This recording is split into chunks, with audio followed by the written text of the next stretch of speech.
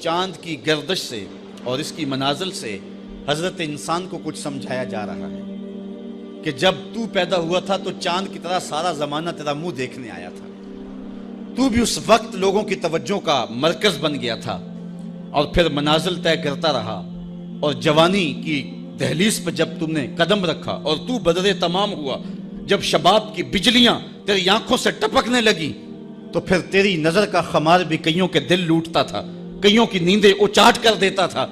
جس طرح چاند جب جوبن پہ ہو تو چکور کا دل لرزتا ہے، اور سمندر میں جوار بھاٹا پیدا ہو جاتا ہے، لہریں اٹھتی ہیں، طوفان پیدا ہوتے ہیں، تو جب بندہ بھی جوانی کی دہلیز پہ ہوتا ہے تو وہ بھی طوفان اٹھاتا ہے، دلوں میں جوار بھاٹے پیدا ہوتے ہیں۔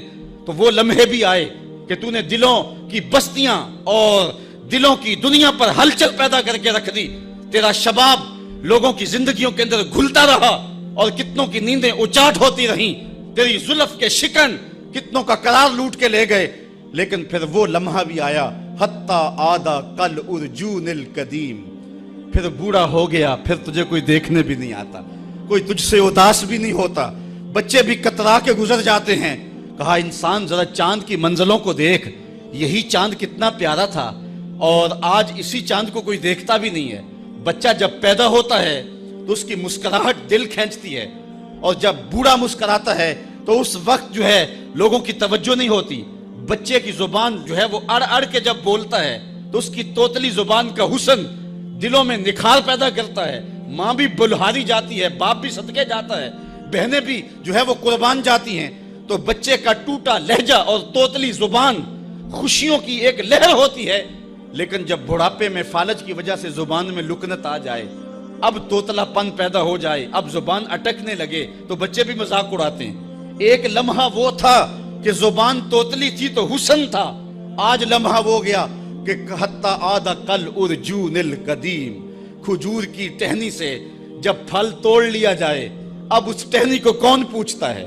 جب تک پھل آیا نہیں تھا وہ ٹہنی اچھی لگتی تھی، مالی سنبھال کے رکھتا تھا، جڑوں کو بھی پانی دیتا تھا، اور خیال کرتا تھا کہ کوئی ایسا نقصان نہ ہو کہ یہ پودا جو ہے وہ مرجھا جائے۔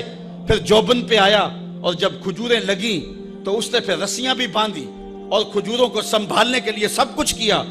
پھر جس دن اس نے اس ڈال سے پھل کاٹ لیا، اب وہ کھجور اجڑ گئی، اب اس کی وہ ٹہنی بے توقیر ہو گئی۔ انسان کی زندگی کا جب شباب لٹ جاتا ہے اور بڑھاپے میں جب وہ کسی قابل نہیں رہ جاتا، تو پھر اس کی بھی یہ مثال ہے، حتی آدھا کل ارجون القدیم، جیسے کھجور کی پرانی ڈال ہو۔ اپنی نظر اور شرمگاہ کی حفاظت کریں۔ اس دور کا سب سے بڑا فتنہ یہ ہے کہ نگاہیں پاک نہیں رہی، نگاہیں غلیظ اور گندی ہو گئی، شرمگاہوں میں وہ تقدس نہیں رہا ہے۔ حضور علیہ السلام نے ارشاد فرمایا، من زنا زنیا بہی ولو بہی تانے دارے ہی، جس شخص نے زنا کیا یہ عمل اس کے گھر بھی لوٹے گا، اگرچہ اونچی اونچی دیواریں کیوں نہیں کر دیتا۔ یہ مکافات عمل ہے۔ گندم از گندم بروئے جو ز جو، از مکافات عمل غافل مشو۔ گندم بو گے تو گندم کاٹو گے، جو بو گے تو جو کاٹو گے۔ نظر کو تقدس دو، نظر کو پاکیزگی دو۔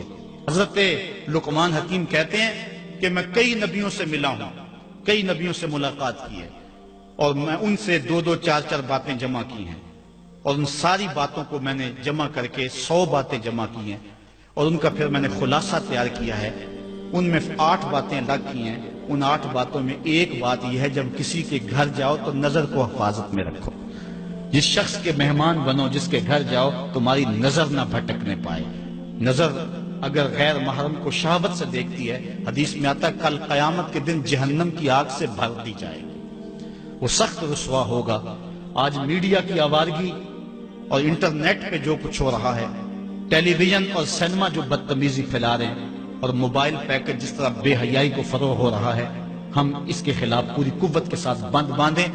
اپنی اولادوں کے ہاتھوں سے ناول چھین لو، ان کے ہاتھوں سے جو ہے وہ فلمیں چھین لو، ان کی خلوتوں پہ نظر رکھو اور ان کی حفاظت کرو۔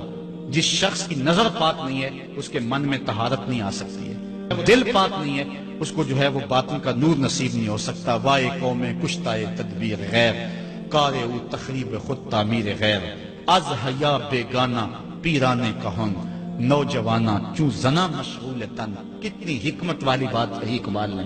वो अपने दौर का दुखड़ा सुनाता है, जिस दौर से हम गुजर रहे हैं अब तो अजीब हाल हो गए। इकबाल कहता है ये जो मेरा दौर है, जवान तो जवान रहे, बूढ़ों की नजरों में हया नहीं रहा। आज हया बेगाना पीराने कहूं। बूढ़े लोगों की आंखों में भी इकबाल कहता है हया नहीं रहा।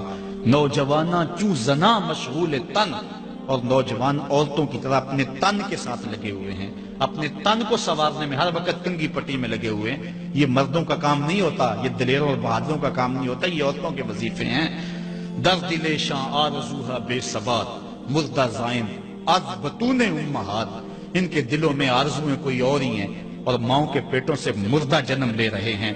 दुख तराने हूँ बजुल्फ़े खुद असीर, शोख चश्मों खुद नमाओ खुद दगीर। और कौम की बेटियां अपनी जुल्फ की खुद कैदी हो चुकी हैं और हर वक्त जो है वो अपने आप को आईने में देखती रहती हैं। साख्ता परदाख्ता दिल बाख्ता, अबरुआं मिसले दो तेगे आख्ता। वो जो घर की रौनक थी, जो आबरू और हया का दूसरा नाम था, आज वो दिल फेंक किस्म की हो गई है। आह कौम में दिल से हक परदाख्ता, मुर्दो मरगे खेशरा न शनाख्ता। इकबाल कहता हाय कौम कि जो मर गई और उसे अभी तक पता ही नहीं चला कि मैं मर चुकी हूँ और जीने का सामान नहीं करती। हुजूर ने फरमाया हर दीन की कोई पहचान होती है, मेरे दीन की पहचान हया है। अगर हया नहीं है तो दीन ही नहीं है।